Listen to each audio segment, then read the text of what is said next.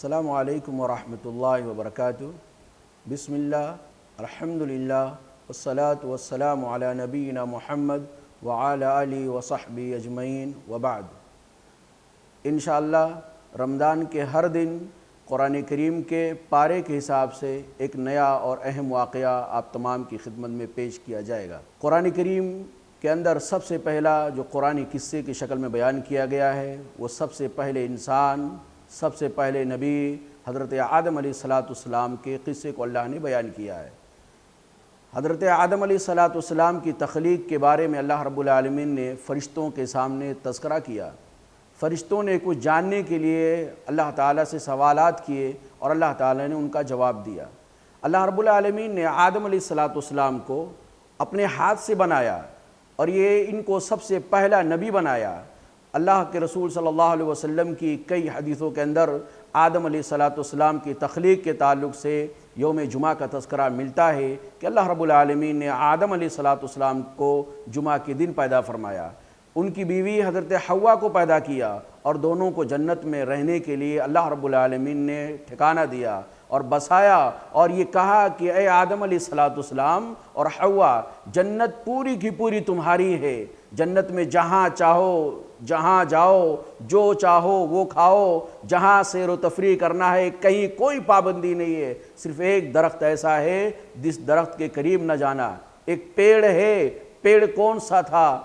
وہ درخت کس چیز کا تھا، اللہ نے اس کی وضاحت نہیں کیا ہے، نبی کریم صلی اللہ علیہ وسلم نے نہیں بتایا ہے۔ اس لیے ایسی چیزوں کے بارے میں جس کے جاننے کا کوئی ذریعہ نہ ہو ہمیں جاننے کی کوشش نہیں کرنی چاہیے۔ اللہ رب العالمین نے آدم اور حوا کو جنت میں بسایا اور صرف ایک درخت سے اللہ رب العالمین نے منع کیا تھا، لیکن ابلیس جو حضرت آدم علیہ السلام کے سامنے سجدہ کرنے سے انکار کر دیا تھا اور کہا تھا میں اچھا ہوں، میں بہتر ہوں، میں اعلیٰ ہوں اور میں برتر ہوں، میں آدم کو سجدہ نہیں کر سکتا، اس نے آدم علیہ السلام کو اور حوا کو دونوں کو وسوسے کے اندر مبتلا کیا اور ایک دم خیر خواہ ہو کر کے قسم کھا کے کہا کہ میں تمہارا بھلا چاہتا ہوں۔ ایک درخت یہ جو اللہ تعالیٰ نے تم کو منع کیا اس سے قریب نہ جانے کے لیے، معلوم ہے اللہ نے کیوں منع کیا ہے؟ اس کی وجہ یہ ہے کہ جب تم درخت کا پھل کھا لو گے تو فرشتے بن جاؤ گے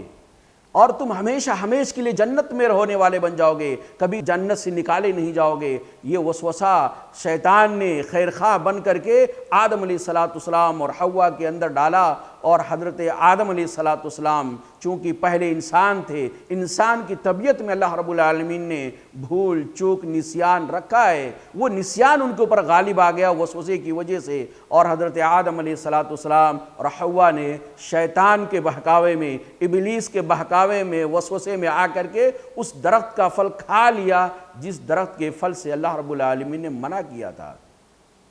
انہوں نے سوچا کہ آخر درخت کا پھل کھا لیں گے فرشتہ بن جائیں گے، صرف اللہ کی عبادت کرنے والے بنیں گے تو بہت اچھی چیز ہے، اور جنت میں اللہ تعالیٰ نے ہم کو بسایا ہے، نکال سکتا ہے، لہذا اگر یہ درخت کا پھل کھا لیں گے تو ہمیشہ کے لیے جنت میں رہیں گے، اور یہ سوچ کر کے شیطان کے وسوسے کو مان کر کے درخت کا پھل کھا لیتے ہیں۔ پھل کھانا تھا کہ اللہ رب العالمین کی نافرمانی ہو جاتی ہے، اللہ رب العالمین کے حکم عدولی ہو جاتی ہے، اس لیے اللہ رب العالمین نے آدم علیہ السلام کو تنبیہاً اور حضرت حوا کو تنبیہاً یہ کہا ہم نے تم کو منع نہیں کیا تھا اس درخت کے قریب مت جانا، تم لوگ چلے گئے ہو۔ حضرت آدم علیہ السلام کو پھر اپنی خطا کا، اپنی نسیان کا احساس ہوتا ہے، اور حضرت آدم علیہ السلام اور حوا علیہ السلام اللہ رب العالمین سے توبہ کرتے ہیں۔ توبہ کے الفاظ کیا تھے؟ قرآن کریم کے اندر دوسری جگہ پہ اللہ نے ارشاد فرمایا ہے کہ حضرت آدم علیہ السلام کو اللہ کی طرف سے ایک کلمہ ملا، ایک سینٹنس ملا، جملہ ملا، اور اس سینٹنس کے ذریعے سے، اس جملے کے ذریعے سے آدم علیہ السلام نے اللہ تعالیٰ سے دعا کیا، توبہ کیا، اور اللہ رب العالمین نے ان کی توبہ کو قبول کر لیا۔ یہ جو کہا جاتا ہے کہ حضرت آدم علیہ السلام اللہ کے عرش پہ لا الہ الا اللہ محمد رسول اللہ دیکھ کر کے اسی وسیلے سے محمد رسول اللہ صلی اللہ علیہ وسلم کے وسیلے سے دعا کیے تھے، یہ صحیح نہیں ہے، قرآن کی خلاف ہے، حدیث کی خلاف ہے۔ قرآن کریم میں اللہ رب العالمین نے صراحت کیا ہے کہ آدم علیہ السلام نے جو دعا کیا تھا وہ دعا تھا ربنا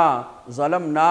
انفسنا وان لم تغفر لنا وترحمنا لنكونن من الخاسرین۔ تو یہ آدم علیہ السلام نے سے خطا ہوئی، اور آدم علیہ السلام نے اپنی خطا کا اعتراف کیا اور اللہ رب العالمین سے توبہ کیا، اور اللہ رب العالمین نے دونوں کی توبہ کو قبول فرما لیا۔ لیکن اس کی حکمت اور مصلحت کے طور پہ اللہ رب العالمین نے دونوں کو زمین میں بھیج دیا، اور یہ کہا کہ تم جاؤ کچھ دنوں کے لیے اپنی نسل کو لے کر کے تم